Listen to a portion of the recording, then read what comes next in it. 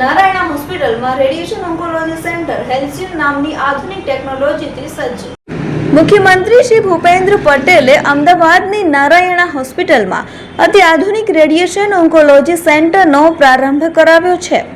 આ નવું સેન્ટર હેલ્સિયન નામની આધુનિક ટેકનોલોજીથી સજ્જ છે। આ સિસ્ટમની ખાસિયત એ છે કે તે કેન્સરની ગાંઠની આસપાસ તંદુરસ્ત કોષોને નુકસાન પહોંચાડ્યા વિના અત્યંત ઝડપી અને સચોટ સારવાર પૂરી પાડે છે। મુખ્યમંત્રી શ્રી આ સેન્ટરની મુલાકાત લઈ ઉપલબ્ધ સેવાઓ વિશે માહિતી મેળવી હતી।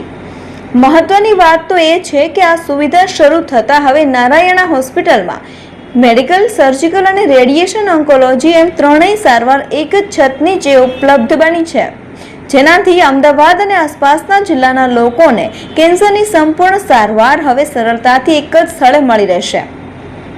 આ ઉદ્ઘાટન પ્રસંગે નારાયણા હેલ્થના સ્થાપક અને ચેરમેન ડોક્ટર દેવી શેટ્ટી સહિતના અગ્રણી તબીબો પણ ખાસ ઉપસ્થિત રહ્યા હતા।